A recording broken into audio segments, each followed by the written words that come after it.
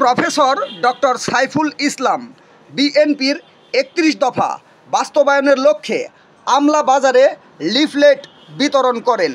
১৩ জুলাই ২০২৩ তারিখে বিএনপির ভারপ্রাপ্ত চেয়ারম্যান জনাব তারেক রহমান কর্তৃক জাতির সামনে উপস্থাপিত রাষ্ট্র কাঠামো মেরামতের ৩১ দফা বাস্তবায়নের লক্ষ্যেই এই লিফলেট বিতরণ করেন বিভিন্ন এলাকায় এলাকায় ঘুরে ঘুরে।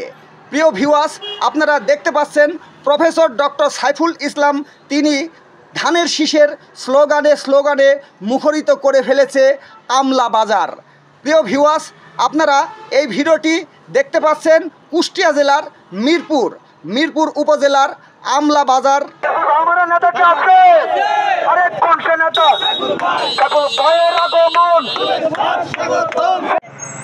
আমি এই এলাকার জনগণের ভোটে নির্বাচিত হলে জাতীয় সংসদে আপনাদের সুখ দুঃখ আনন্দ এখনো ভাগাভাগি করে নেই, সামনের দিনে আরও ভাগাভাগি করব।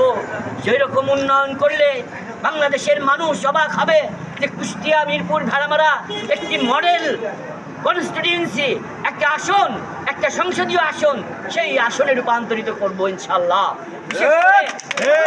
আমি বলেছি আগে বেকারত্ব দূর করা, এবং আমি পৃথিবীর ২৭টা দেশে ঘুরেছি, ২৭টা দেশে গিয়েছি। অনেক এয়ারপোর্টে এখন আর আপনার আলাদা করে জিবি কিনতে হয় না। এই পার্শ্ববর্তী দেশ ইন্ডিয়াতেও ব্যাঙ্গালোর আইটি সিটি হিসাবে খ্যাত, হায়দ্রাবাদ আইটি সিটি হিসাবে খ্যাত, ইংল্যান্ডে এই যে গ্রাম দেখছেন, ইংল্যান্ডে লন্ডন শহরের মধ্যে একেবারে রানীর বাড়ির আশপাশ দিয়ে গ্রাম আছে। তারা সব সুযোগ সুবিধার মধ্যে থেকে তারা গ্রাম বলে তাদেরকে, এবং গ্রাম প্রাউড ফিল করে। ইনশাল্লাহ এই মিরপুর ভেড়ামারার প্রতিটি গ্রামে গঞ্জে ওই অনুভূতি আসবে। ইন্টারনেট সুবিধা সহ, যোগাযোগ ব্যবস্থা সহ সমস্ত কিছুতে যেন আমরা পরিবর্তন আনতে পারি মানুষের। তারেক রহমান বলেছেন মেরিটোক্রেসির ভিত্তিতে দেশকে এগিয়ে নিয়ে যাওয়া হবে, অর্থাৎ মেধাভিত্তিক জ্ঞান ভিত্তিক যে দেশ, সেই দেশের যে সুফল তিনি নিয়ে আসতে চান, সেইটা আগামী সংসদ নির্বাচনে ইতিমধ্যে যে সারা জাগরণ জেগেছে।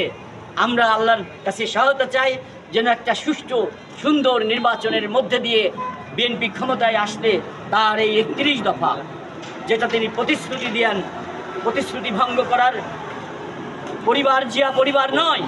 যখন যে প্রতিশ্রুতি দিয়েছেন সেই প্রতিশ্রুতি রক্ষা করেছেন এবং রক্ষা করবেন, এবং সেই রক্ষা করতে দাবি আদায়ে যত রকমভাবে ভূমিকা পালন করা দরকার, যদি নির্বাচিত হতে পারি, সংসদ সদস্য হতে পারি, তাহলে সেই দাবি আদায় করে আপনাদের কাছে নিয়ে আসবেন ইনশাআল্লাহ।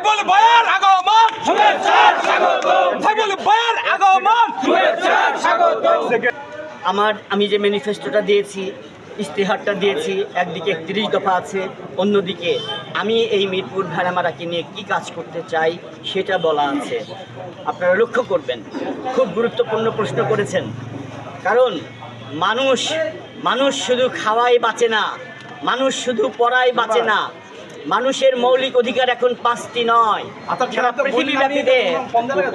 সারা পৃথিবীব্যাপীতে মানুষের মৌলিক অধিকার এখন ৬টি: খাদ্য, বস্ত্র, বাসস্থান, শিক্ষা, চিকিৎসা এবং বিনোদন।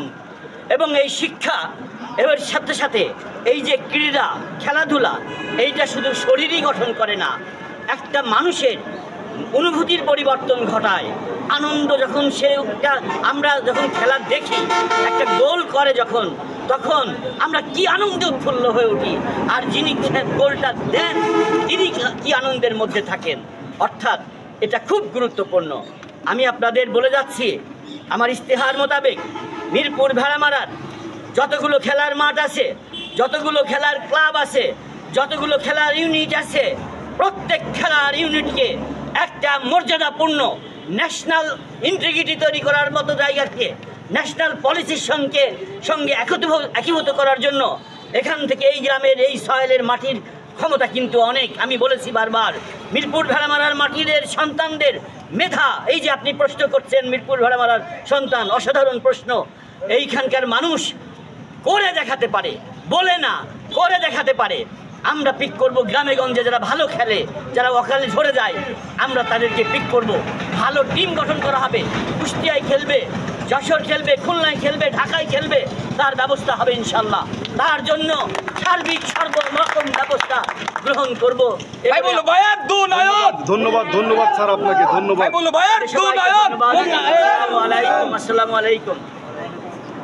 প্রযুক্তির ক্ষেত্রে, রাস্তাঘাটের ক্ষেত্রে, শিক্ষার ক্ষেত্রে, মন মানসিকতার পরিবর্তনের ক্ষেত্রে, মানুষের যে পরিবর্তন, সেই পরিবর্তনগুলোকে সামনে রেখে বাংলাদেশ রাষ্ট্রের জন্য, এই জন্মভূমির জন্য, এই জাতি রাষ্ট্রের জন্য কি করা প্রয়োজন, এটা মূলত শহীদ প্রেসিডেন্ট জিয়াউর রহমানের সুযোগ্য সন্তান, আমাদের জাতীয়তাবাদী দলের ভারপ্রাপ্ত চেয়ারম্যান জনাব তারেক রহমান 2023 সালে প্রণয়ন করেছিলেন।